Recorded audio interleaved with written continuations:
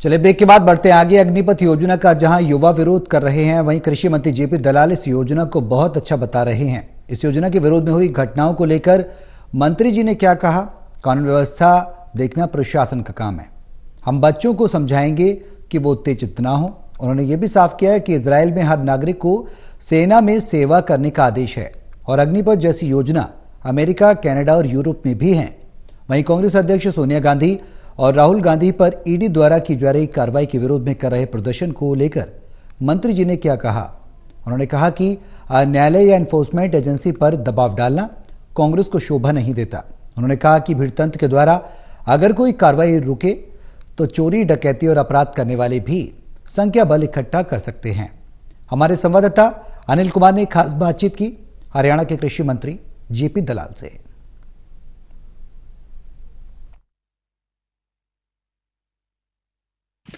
अग्निपथ योजना का क्यों विरोध हो रहा है, इस समय मेरे साथ हैं कृषि मंत्री जेपी दलाल। इनसे जानते हैं कि अग्निपथ योजना है क्या और इसका विरोध क्यों हो रहा है। देखिए, कोविड के टाइम में दुनिया में पूरा संकट था।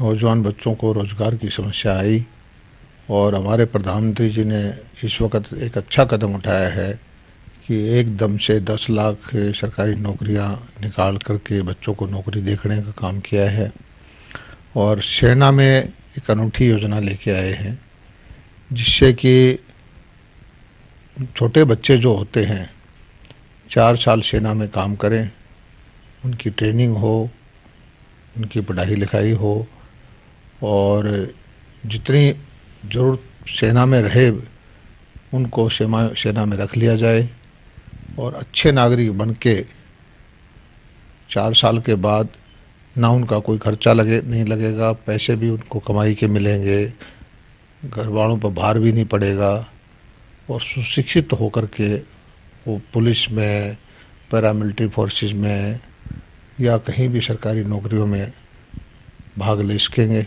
हमारे मुख्यमंत्री जी ने तो कह ही दिया है कि उनके लिए हम कुछ न कुछ उनको समायोजित करने की योजना बनाएंगे। तो ये एक बहुत अच्छी योजना है। आज मान लीजिए सेना में 20,000 बच्चों की ज़रूरत है, तो उसकी बजाय 3-4 गुने बच्चे रखे जाएंगे।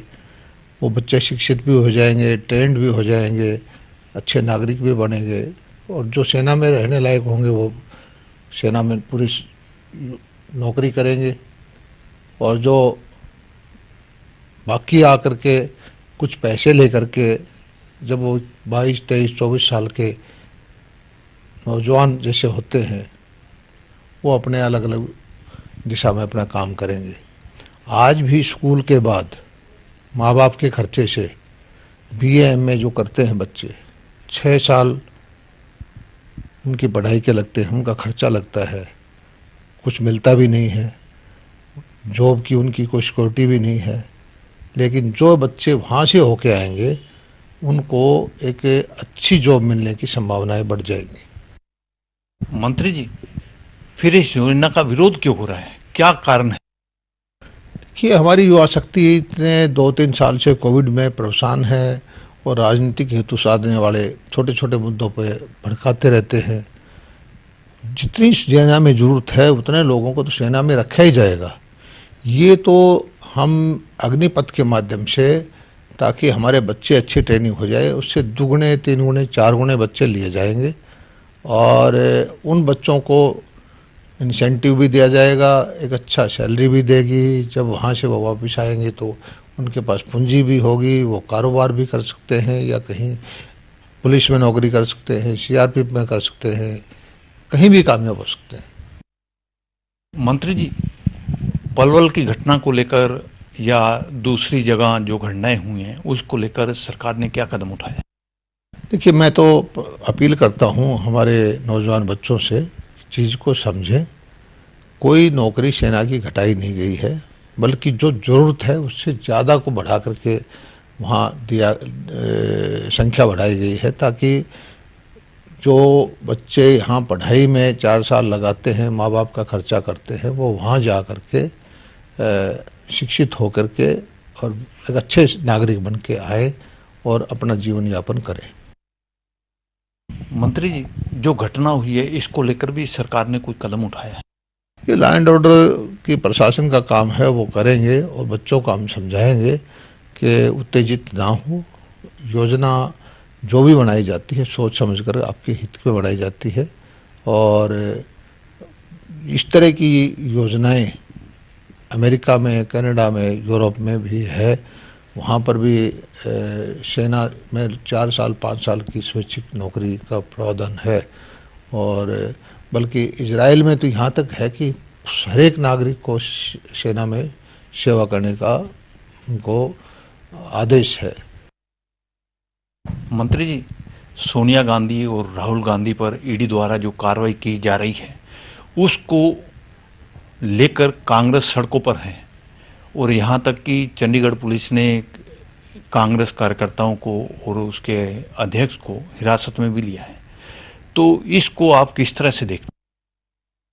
देखिए, देश में कानून का शासन है, और इस मुद्दे पर कांग्रेस पहले हाई कोर्ट, सुप्रीम कोर्ट तक जा चुकी है, और कांग्रेस के जो बड़े नेता हैं उन्होंने जमानत करा रखी है, और जो कानूनी प्रक्रिया है उसके माध्यम से पूछताछ करने का हक तो इन एजेंसियों को है।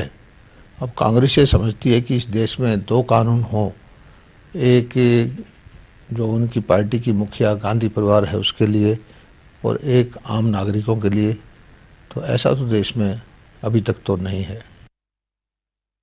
मंत्री जी, आप काफ़ी सीनियर पॉलिटिशियन हैं, क्या ऐसे रोष प्रदर्शन से किसी विभाग की कार्रवाई रुक जाती है क्या?